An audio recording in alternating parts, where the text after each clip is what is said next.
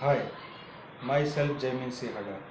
तो हैप्पीनेस की हमने बात की थी बॉडी और माइंड के लेवल पे, कि बॉडी और माइंड के लेवल पे हैप्पीनेस को मतलब कि खुशी को कैसे मेंटेन किया जाता है। लेकिन आज की वीडियो में हम थोड़ा डीपर लेवल पे बात करेंगे, और डीपर लेवल पे मतलब कि रियल हैप्पीनेस, या फिर बोल दो सिर्फ हैप्पीनेस। हैप्पीनेस किसे कहते हैं, हैप्पीनेस का मतलब क्या है। मतलब कि हमने समझ लिया बॉडी और माइंड के लेवल पे हैप्पीनेस को सस्टेन कैसे किया जाता है, लेकिन किस चीज़ को हम सस्टेन कर रहे हैं, किस चीज़ को हम बात कर रहे हैं कि वो सस्टेन होगा। तो समझो कि हम जो भी खुशी की या दुख की जब भी बात करते हैं वो किस लेवल पे बात करते हैं, इमोशन के लेवल पे। मतलब कि फीलिंग्स, जो अनुभव होता है, जो महसूस होता है, उस लेवल पे हम लोग बात करते हैं हमेशा। क्योंकि जो मुझे अच्छा लग रहा है, मान लो एक वीडियो बनाने से मुझे खुशी मिल रही है, तो मैं उस लेवल पे बोल रहा हूँ कि खुशी मिल रही है ये काम करने से, या मज़ा आ रहा है ये काम करने से।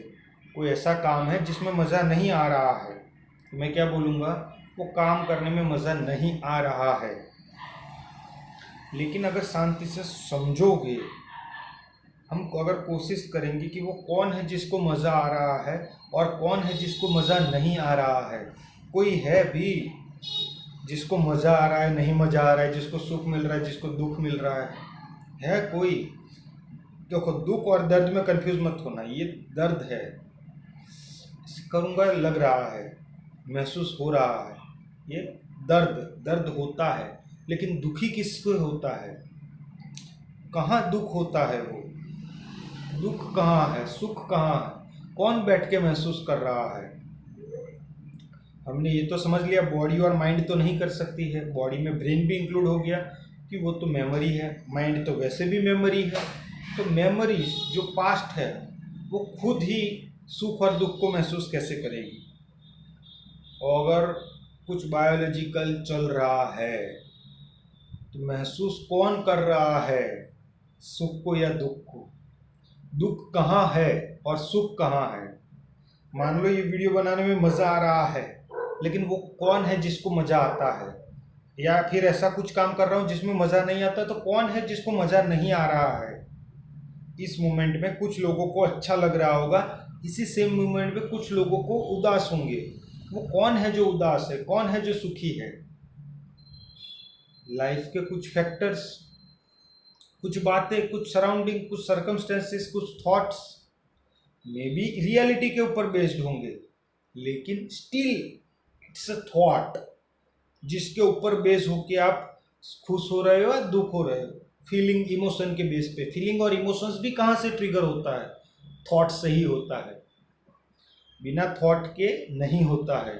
वो इमोशंस आप बोलो 5 सेंसेस के थ्रू जाता है तब भी होता है, लेकिन जब 5 सेंसेस के थ्रू अंदर जाता है तब भी क्या होता है, जो 5 सेंसेस के थ्रू होना चाहिए। मतलब कि ये दुख नहीं होता, ये दर्द होता है, कि ये टच के हिसाब से जा रहा है। लेकिन दुख कहाँ है, सुख कहाँ है, लोग इसी में उलझे पड़े हैं। अगर लोगों को इस तरफ लिया जाए कि भाई ये जो महसूस हो रहा है वो भी एक काल्पनिक है, मतलब कि वो सच है, लेकिन वो जितना सच है उतना ही झूठ भी है, लेकिन वो अलग लेवल पे बोला जा रहा है। अभी किसी को समझ में नहीं आएगा, क्योंकि लोगों की पर्सनालिटी क्या है, आइदर या और में। क्वेश्चनिंग में किसी का मन नहीं है, मतलब कि सच क्या बोल दो, आंसर दे दो, ये क्या है वो क्या है। आंसर, आंसर में क्या रखा है। परफेक्शन कभी नहीं पहुंच सकते, परफेक्शन मौजूद ही नहीं है, आंसर कभी नहीं है, सिर्फ क्वेश्चनिंग हो सकती है। और डीपर और जितनी गहरी हो सके, जब क्वेश्चन ना बचे तब तक कर सकते हैं।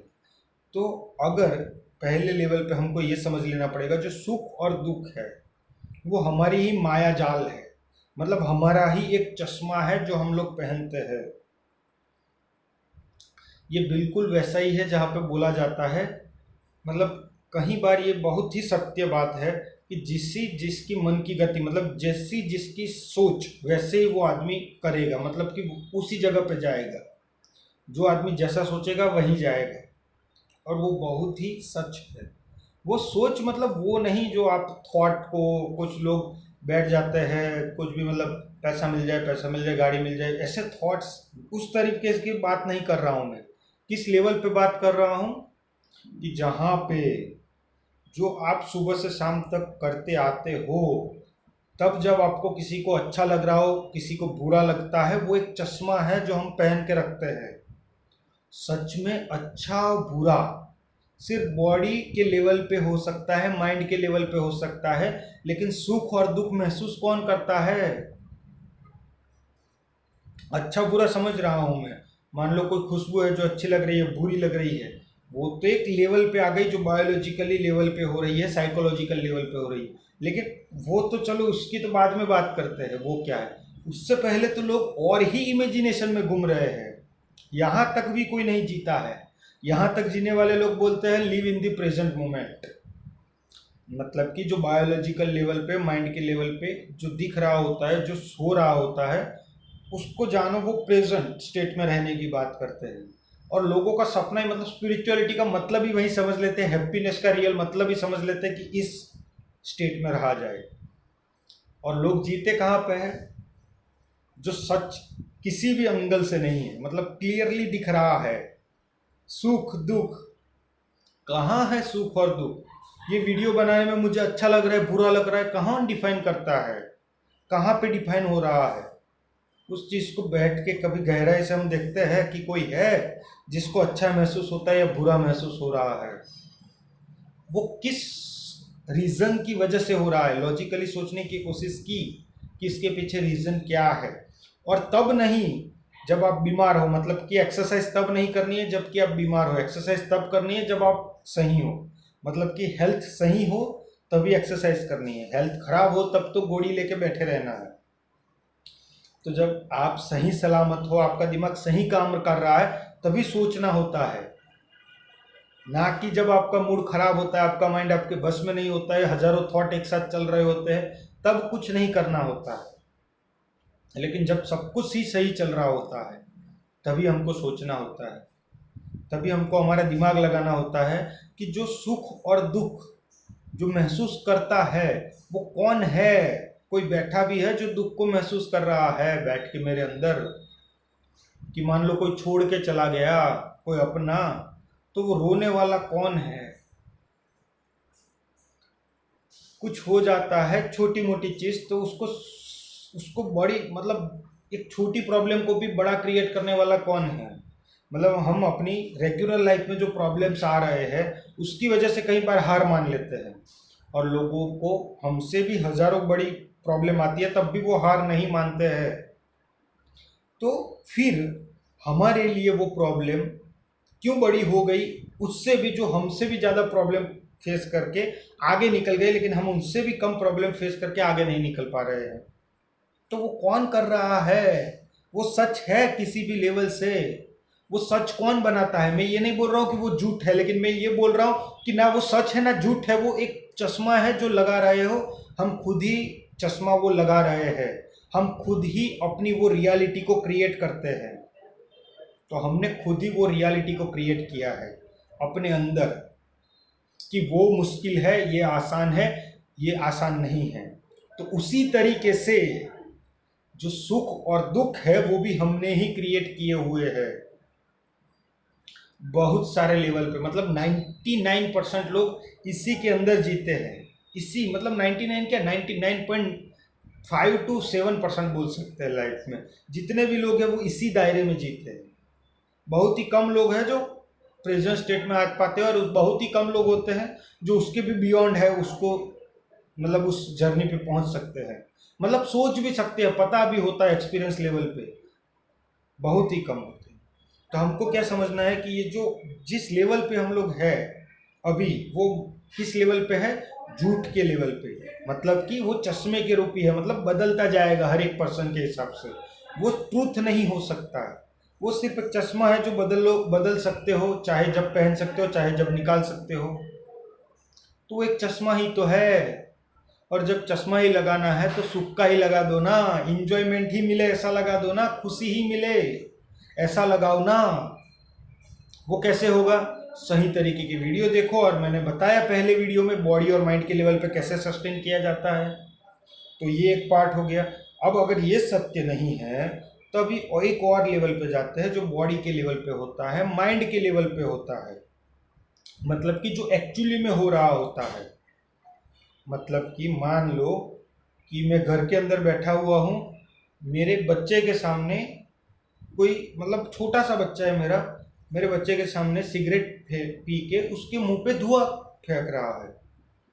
वो गलत है, मैं बोल रहा हूँ तब भी वो नहीं मान रहा है, तो उस वक्त गुस्सा आना, उसको समझाना, या उस वक्त उसको डांटना सामने वाले पर्सन को भी, या उस वक्त मेरा मूड खराब होना जस्टिफाइबल है।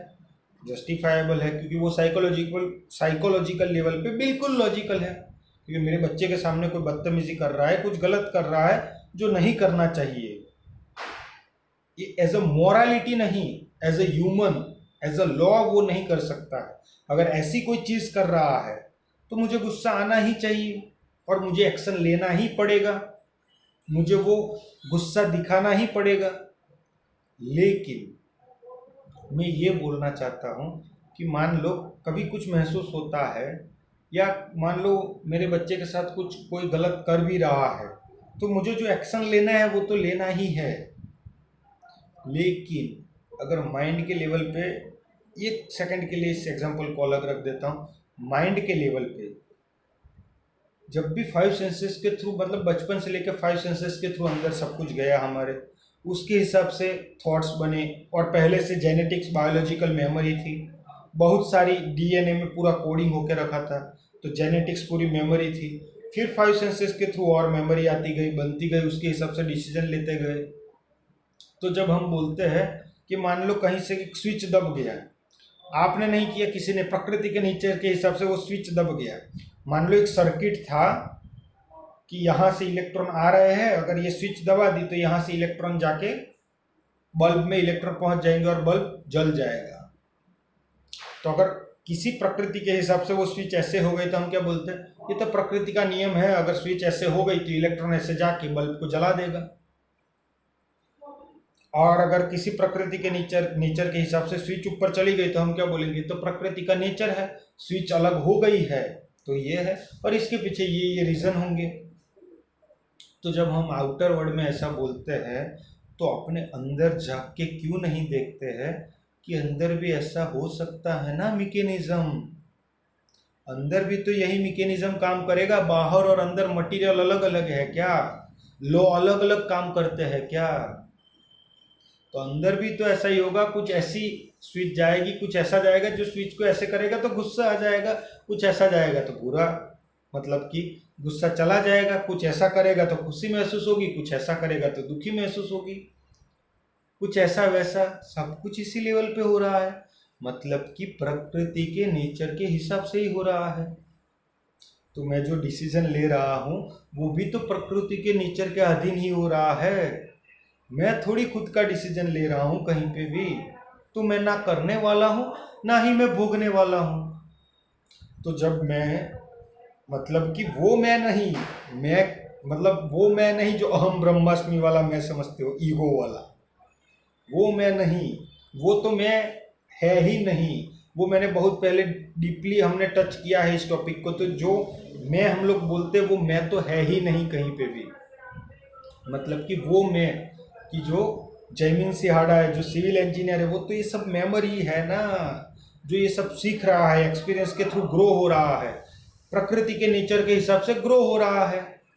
तो वो जो ग्रो हो रहा है प्रकृति के नेचर के हिसाब से, वो तो अपने हिसाब से हो ही रहा है सब कुछ। तो उसमें थोड़ी कोई कुछ कर रहा है, मैं नहीं, मैं तो है ही नहीं। तो थोड़ी कोई कुछ कर रहा है, थोड़ी कोई स्विच को लगा रहा है, थोड़ी कोई स्विच को हटा रहा है। वो तो प्रकृति के नेचर के हिसाब से अपने आप हो रहा है। तो मैं ना कुछ करने वाला हूँ ना ही मैं कुछ भोगने वाला हूँ। तो वो कौन है मैं जिसको मैं बोल रहा हूँ?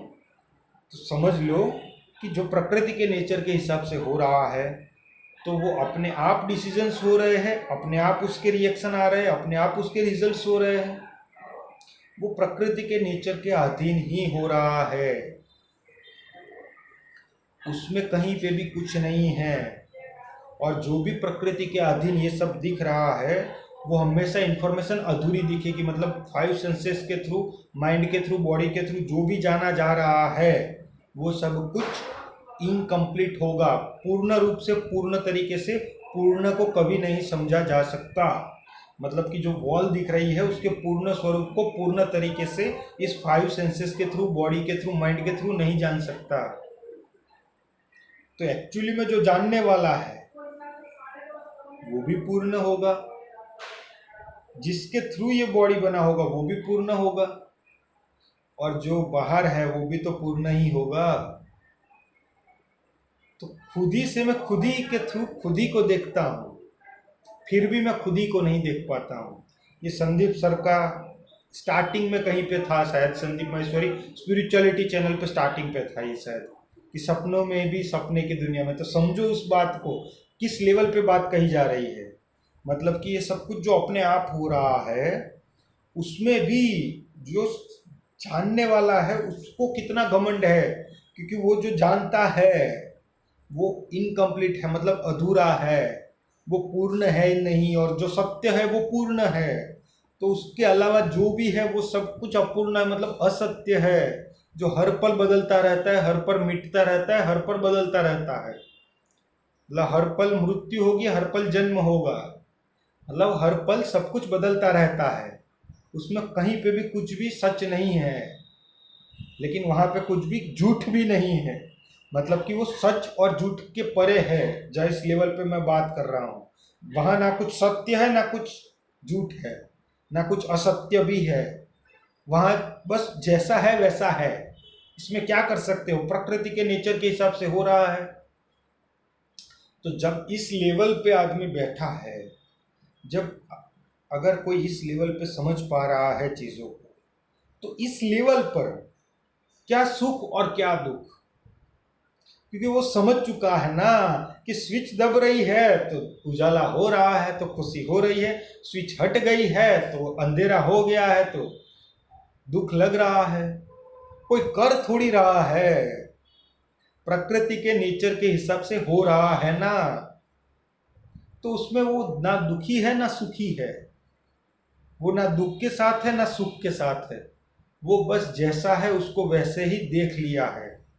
उसने देख लिया है इसके सच को, कि ये सच कैसा है, कि ना ये पूर्ण रूप से गलत है, मतलब कि ना ये पूर्ण रूप से असत्य है, ना ही ये पूर्ण रूप से सत्य है। ये सच और झूठ से परे है, ये सही और गलत से परे है, ये हमारी नज़र के चश्मे से भी परे है। जिसने ये देख लिया है कि चश्मा ना हो तब कुछ भी नहीं होता है, जो चीज़ जैसी होती है बस वैसी ही दिख रही है। और वो यही है कि 5 सेंसेस के थ्रू पूर्ण नहीं देखा जा रहा है, अपूर्ण दिखा जा रहा है, और वो सत्य नहीं है। वो बस प्रकृति के नेचर के हिसाब से, लॉस के हिसाब से बस चल रहा है। तो जब इस स्टेट पे, इस समझ के ऊपर, इस इंटेलिजेंट के ऊपर जब कोई बैठेगा, इसके साथ जिएगा, तब उसको ना सुख से ना दुख से किसी से परवाह नहीं है। वो रियल मायनों पे आप बोल सकते हो कि वो हैप्पीनेस है। मतलब कि हैप्पीनेस ना कहीं बाहर है ना ही कुछ अंदर है। हैप्पीनेस उसमें है जो चीज़ जैसी है उसको वैसे ही समझ लिया। मतलब कि ना ही किसी चीज़ को ठुकराया, ना ही किसी चीज़ को अपनाया, ना ही कुछ मेरा है ना ही कुछ तेरा है। जो चीज़ जैसी है उस चीज़ को वैसे ही समझ लेना हैप्पीनेस का मतलब, वहीं पे हैप्पीनेस बरकरार रह सकती है। ये मेरा एक्सपीरियंस कहता है कि इसके अलावा कहीं और हैप्पीनेस हो ही नहीं सकती। जो भी है वो झूठ है, टेम्पररी है। पागल है जो लोग बोल रहे हैं कि मैं खुश हूँ, नहीं खुश है भाई, सपने में जी रहा है। देखो दूसरे ही पल में वो रोता हुआ कहीं पे मिलेगा, उसको मतलब मान ही नहीं पा रहा है वो कि हाँ भाई हंसूंगा भी रोऊंगा भी। लेकिन जो हंसने वाला है, रोने वाला है, वो प्रकृति के नेचर के अधीन हो रहा है ना, कोई थोड़ी कर रहा है। जो चीज़ जैसी है वैसी देख लो ना। कितना मुश्किल है इसको देखना कि ना मैं कुछ कर रहा हूँ ना मैं कुछ भोग रहा हूँ, बस प्रकृति के नेचर के हिसाब से हो रहा है। पूर्ण रूप से पूर्ण को नहीं जान पा रहा हूँ। तो जो भी देखा जा रहा है मेरे द्वारा इन 5 सेंसेस के थ्रू, वो अधूरा ही देखा जा रहा है। तो पूर्ण नहीं है, मतलब सत्य नहीं है वो।